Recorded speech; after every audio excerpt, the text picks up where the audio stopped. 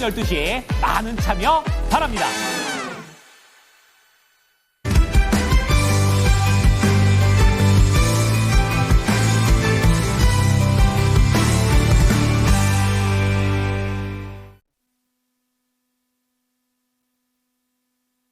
네, 이코노미 클럽 시간으로 이어가 보도록 하겠습니다. 오늘 장중에 다시금 2,700선을 회복하나 싶더니 현재 구간에는 2,700 밑단에서 움직이고 있는데요. 오늘 시장 상황 속에서 어떤 종목들을, 어떤 섹터들을 지켜보면 좋은 건가 이 시간 함께 이야기 나눠주실 분 소개해드리도록 하겠습니다.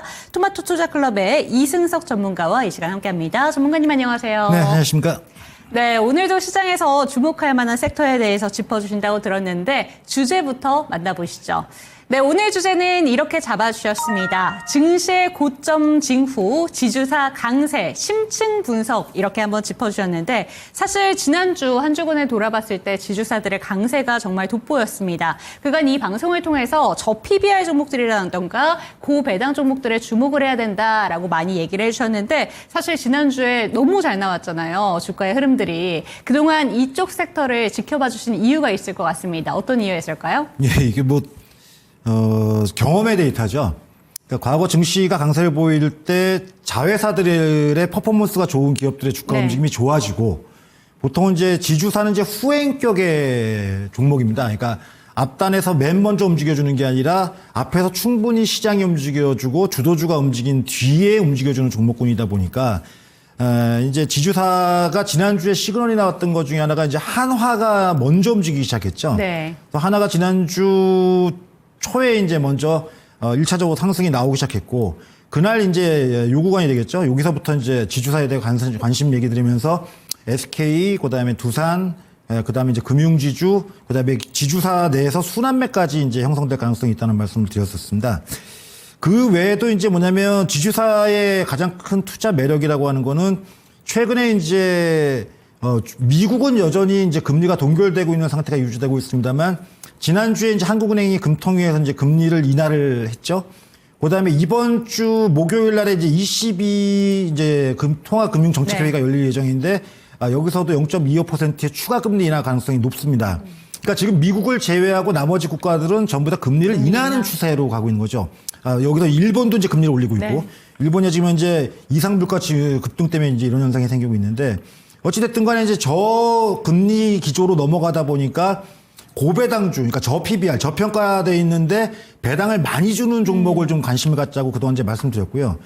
차트를 좀 보면 제가 그래서 이제 그 이전부터 제가 이제 이 방송 출연한 지가 이제 5주차 더 접어드는데 그 당시에도 이제 코리안리 같은 종목, 이제 이 종목도 배당을 많이 준다. 한 시가 배당으로 한 5% 정도의 배당을 주는 종목이다 보니까 관심 갖자고 했는데 보시다시피 주가 이렇게 급등을 하고요.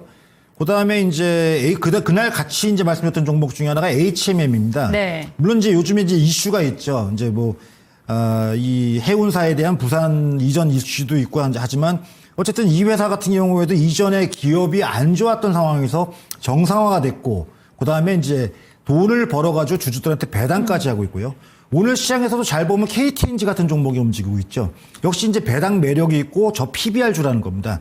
그 범주에 지주사가 들어가 있는데 그중에서 이제 시장에 올라오고 자회사가 퍼포먼스를 낸 가운데 자회사들, 그러니까 방산주 같은 경우가 요즘 최근 주가 움직임이 좀 정체를 보였었죠. 그러다 보니까 이제 지주사 쪽으로 매기가 이제 옮겨가면서 그런 움직임이 이런 급등의 움직임이 나온 배경이 됐다고 이해하시면 될 것 같습니다. 네, 좋습니다. 예시를 통해서 이야기를 나눠주셨는데 보통 그런데 지주사가 이렇게 강할 때는 증시가 너무 고점에 있다라는 얘기들이 많이 나오고 있습니다. 근데 사실 정책적으로 우리가 좀 생각을 해봤을 때 코스피 5천에 대한 이야기까지 나오고 있는 상황 속에서 지금 증시를 과연 고점이라고 볼 수 있을 것인가 이런 생각도 드는데 전문가님께서는 어떻게 바라보실까요? 이게 이제 우리 그 시청자분들 잘 유념하셔야 되는 부분이 연중에 지수가 크게 조정을 한 번씩 뭐 고점 대비해서 한 20% 30%씩 조정받는 경우가 있다고 하더라도 매년 연 단위로 여러분들이 댁에서 그 HTS로다가 종합주가지수를 연봉 차트 한 개의 캔들이 이제 1년짜리를 본다면요. 10년 이평선을 이탈한 적이 없었습니다. 오. 그러니까 이제 연중에는 흔들릴지 몰라도 계속 우상향으로 네. 올라가고 있는 거니까 그래서 이론적으로 본다면 주식시장은 인플레이션율, 그러니까 물가 상승률만큼의 올라간다. 상승세를 보이는 것이 네. 일반적이라고 보시면 되는데요. 이제 재미있는 현상은 이제 뭐냐면 종합주가지수가 어쨌든 과거에 고점을 형성하고 주가가 밀리기 시작할 때 지주사가 강세 보이고 그 궤적을 거의 같이 합니다. 그래서 제가 차트를 하나 만들어 봤는데요. 네. 제가 이 방송 통해서 보여드리는 차트는 다 제가 직접 만든 차트입니다. 그래서 지금 보시게 되면은 예전에 지수가 이렇게 고점을 형성했을 때 지금 보게 되면 총 4구간을 현재 표시하고 있는데요. 정확하게 지주사 주가가 강세 보인 다음에 지수가 고점 보이고 꺾였던 네. 과거 사례가 있다 보니까 주식 투자를 좀 오래 하신 분들 같은 경우에는 지주사가 주가 강세 보이니까 후행주들 어떤 시장의 맨 뒤에 움직이는 종목이 움직이니까 이제 지수가 고점이 다 온 거 아니냐 이런 우려를 가지시는 게 당연한 겁니다. 네. 그러니까 이런 가운데에서 이번에도 또 비슷한 현상이 나오니까 최근 증시가 급격하게 지난 4월 중순부터 시작해서 5월 달, 올라갔죠. 이제 6월 달 이제 네. 넘어가고 있는데 한 달 반 동안에 빠른 속도로 좀 회복이 됐거든요. 그러니까 너무 빨리 올라보다 보니까 이제 또 이게 여기서 꼭지가 아니냐 이런 우려를 가지시는 게 지극히 당연한 겁니다. 그럼 전문가님께서 지금 어디서도 볼 수 없는 차트를 통해서 이야기를 해주셨는데 그렇다면 당연히 시청자 여러분들이 드는 생각은 그러면 이제 증시 조정에 대해서 우리가 대비해야 되는 건가라는 생각이 드실 것 같습니다. 우리가 대비를 해야 되는 걸까요? 그래서 아까 앞에서도 제가 이제 2011년도, 2017년도, 2021년도 이렇게 세 구간에서 지수하고 지주사 주가가 정확하게 고점을 네. 형성을 한 다음에 시장이 빠질 때 지주사도 나중에 맨 마지막에 하락하는 모습을 갖다 보여드렸었는데요. 자, 그렇다면 이제 우리가 이제 이 과거 데이터 분석을 하는 이유가 결국은 증시는 반복의 역사입니다. 물론 상황에 따라서 조금씩 변동은 있을 수 있어도 큰 틀의 그 궤적이 바뀌지는 않는데요. 자, 준비된 표를 통해서 또 자세히 한번 네. 설명드리도록 하겠습니다. 자, 이 표도 제가 이제 조사를 해가지고 직접 표를 만들었는데요.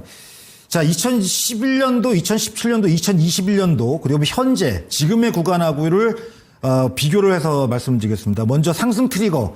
왜 주가가 이렇게 강세를 보이냐를 놓고 본다면은, 지난 과거에는 유동성 과열, 그러니까 돈이 시장에 모이고 시장이 강세를 보이다 보니까 맨 뒤에서, 이런 과열성 움직임이 나오면서 가치주가 이제 순환매가 형성이 되는 거죠.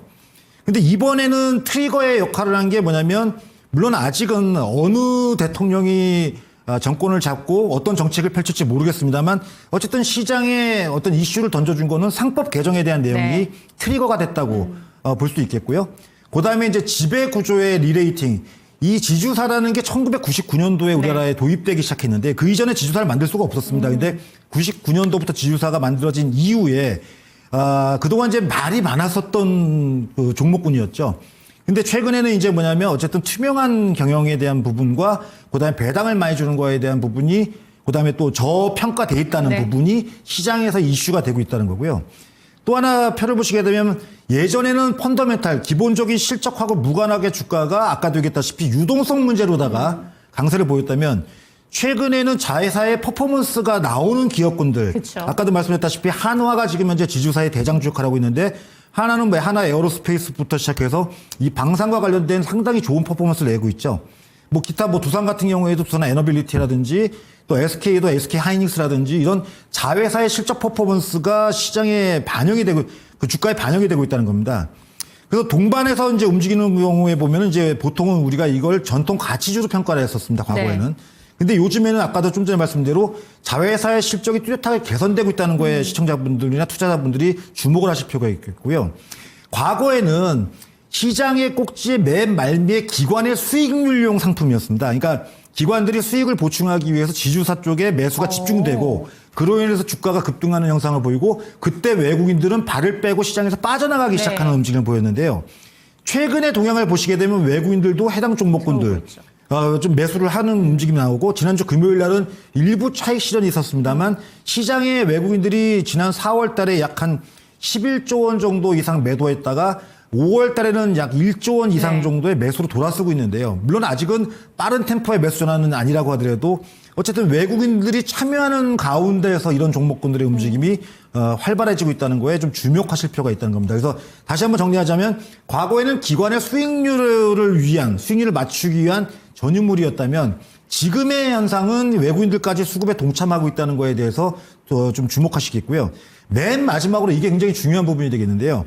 과거에 이 지주사가 움직일 때에는 보통은 고금리, 금리가 상당히 높은 수준까지 올라갔거나 금리에 인상하는 중간 단계에서 이런 현상이 생겼는데 이례적으로 이번에는 금리가 인하되는 시점에서 이런 강세가 나오는데 앞에서도 말씀드렸죠. 그러다 보니까 제가 저PBR, 고배당에 대한 주목을 해야 된다는 말씀을 그동안 계속 꾸준히 얘기를 드렸고요.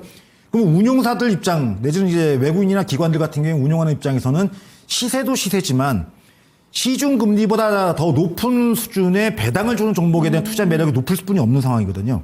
그러다 보니까 이런 쪽으로 매기가 집중돼서 지난주에 어떤 화려한 어떤 그 퍼포먼스가 나왔다고 보시면 되겠고요. 그러니까 지금 확연하게 비교로 해도 2011년도, 17년도, 21년도와 지금의 지주사의 주가 움직이면 내용적으로 굉장히 큰 차이점이 있다는 거를 좀 유념하셔야 될 것 같습니다. 네, 지주사 종목들의 강세가 그 이유를 분석을 해봤을 때 과거와는 확실히 달라진 데이터들을 보여주고 있다라는 점을 강조해 주셨습니다. 그런데 한 주 동안도 그랬고 또 올해 들어서도 지주사 종목들이 워낙 많이 올랐다 보니까 이게 정말 추가 상승이 가능할까 생각하시는 분들이 많으실 것 같습니다. 앞으로도 좀 여건들이 추가 상승할 만한 그런 여건들이 충분히 좀 마련이 되어 있을까요? 결국은 지수가 움직여줘야지 이들 종목군들도 움직이겠죠. 그쵸. 무조건적으로 다 뭐 지주사가 시장을 밀리는데 혼자만 독야청청 올라갈 네. 수는 없는 상황이니까요. 앞으로의 시장 전망이 굉장히 중요한데 제가 이 방송에서도 지난 5월 달부터도 그랬고 아침 방송에서도 얘기하는데 지수에 대한 너무 우려를 하지 마십시오. 그러니까 시장은 지금 현재 대기성 악재보다 그러니까 트럼프의 입을 제외하고는 악재보다 호재가 지금 현재 풍부한 시장입니다라는 얘기를 그동안 누누이 하고 있는데요. 여기서 오늘부터 이제 6월이니까 잠깐만 정리를 하자면 이번 주에 6월 달에 대기성 이슈 중에 가장 중요한 부분이 22의 통화 정책입니다. 0.25%의 금리 인하가 유력한데 미국을 제외하고 나머지 국가들은 금리를 낮추는 게 우리 시장에 유리한 거고요. 네. 그다음에 지금 중국이 이 5월 달에 이미 통화 정책으로 경기 부양책을 내놓은 상태에서 6월 달에 추가 재정 정책을 발표할 예정이니까요. 오늘 화장품주, 제가 지난주에도 화장품에 대한 얘기를 계속 강조를 했었는데 화장품이 움직이는 거, 실적도 좋고 또 추가 실적에 대한 기대감이 높으니까 시장보다 좋은 퍼포먼스를 내고 있는 상황이죠. 이런 부분에서 있고 그다음에 이제 이 방산주하고 어떻게 보면 밀접할 수 있겠는데 6월 24일 날, 6월 25일 날 나토 정상회담이 열릴 예정인데 여기서 지금 현재 유럽의 나토 회원 국가들이 지난주에 방위비 5% 그쵸. 증액에 대한 네. 부분을 미국이 요구했고 이거를 수용하겠다라고 이미 발표를 했습니다. 그러다 보면 6월 24일 날, 25일 날 이게 확정된다면은 뭐 당장에 뭐 돈 방위비 증액되면은 군인들한테 월급도 주는 건 아닐 거 아닙니까? 네. 장비를 사야 되겠죠. 그러면 빠르고 또 이 딜리버리 문제에 있어서 한국이 가지는 강점, 또 가성비에 대한 강점이 있다 보니까 한국 쪽 무기에 대해서도 상당히 큰 수혜를 볼 거라고 보여지니까 말씀드렸다시피 6월 달에 호재가 많다는 거고요. 미국은 6월 달에 FOMC에서 금리 동결이 유력합니다. 제가 준비된 표를 한번 보여드리도록 하겠습니다. 네. 이게 그러니까 1980년대부터 시작해서 지금까지, 최근까지 해서 미국의 기준금리하고 S&P 500 지수하고의 상관관계입니다. 지금 보시게 되면 요 금리 인하기를 이렇게 네모 표시했는데 금리를 인하면 우리는 주식시장에 유리할 것이라고 얘기하고 있지만 실제로 미국 증시를 보더라도 또 우리 증시는 또 연동되니까요. 자, 여기서 지금 보게 되면 요 첫 번째 구간에서 보게 되면은 금리가 인하되고 미국 증시 여지없이 조정받죠. 네. 자, 두 번째 파란색 구간 보면 금리 인하되고 굉장히 빠른 조정이 나오죠. 자, 마지막으로 최근에 이제 그 코로나가 터졌을 때죠. 그때도 금리 인하할 때 금리 인하할 때 단기적인 조정이 상당히 강하게 들어왔었습니다. 그렇다면 지금 미국은 금리를 동결할 가능성이 높다 얘기가 나오고 있고 올 하반기까지도 인상 시점이 불투명하다는 얘기가 나오고 있습니다. 원래 당초에는 7월 달에는 무조건 금리를 인하할 거라고 했는데 지금의 상황은 쉽지 않다고 보여지죠. 네. 자, 다시 표를 볼까요? 빨간색 표시선은 금리가 동결된 구간입니다. 자, 동결된 구간이죠. 금리 인하하다가 시장이 조정받으면 여지없이 그때부터 동결된 구간에서 시장은 반등이 올라가네요. 나오죠. 네. 이게 공통된 현상이죠. 자, 그렇다면 미국의 금리는 인하가 시점이 길어지면 길어질수록 증시는 우호적이라고 봐야 되는데 이게 배경은 간단합니다. 그만큼 미국이 추가 금리 인하를 안 할 수 있을 만큼의 경기가 탄탄하다는 것을 반증해주고 있는 거기 때문에 시장의 입장에서는 금리를 급격하게 빠르게 낮추는 것보다는 월등히 뭐 경제 상황을 갖다가 녹여나는 게 주식시장이라면 이런 부분을 본다면은 말씀드린 대로 금리가 동결되는 기간이 길어지면 길어질수록 대신에 한국이든 유럽이든 이 주변 국가들은 금리를 낮추어서 시중의 유동성을 만들어주는 게 시장에 더 유리하다 이렇게 보시는 게 옳을 것 같습니다. 그래서 이런 점을 감안한다면 아까도 얘기했다시피 최소한 7월 FOMC 회의까지 큰 조정에 대한 우려보다는 점진적이고 완만하겠지만 추가 상승을 시도할 가능성에다가 무게를 두고 그렇다면 지주사 쪽도 또 움직이겠죠.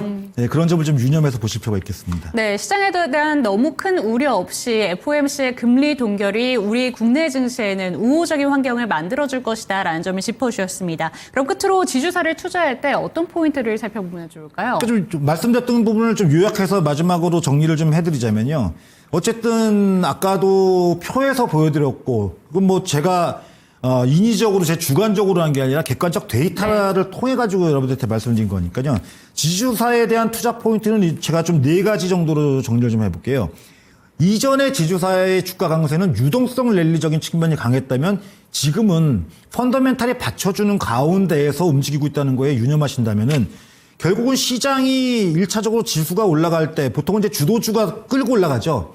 지금의 뭐 주도 종목군들이라고 한다면 우리가 뭐 방산주 꼽을 수 있겠고요. 그다음에 조선주 같은 종목 섹터 쪽 꼽을 수 있겠고요. 그다음에 이제 여기다가 이제 SK 하이닉스나 삼성전자가 최근에 고정거래 가격이나 반도체 실적이 괜찮거든요. 그쪽에서 뒷받침해 준다면 지수가 한번 더 레벨업을 시도하겠죠. 자, 그런 다음에 시간차를 두고 지수하고 같이 움직이고 동행하지는 않습니다. 뒤쪽에서 움직이죠.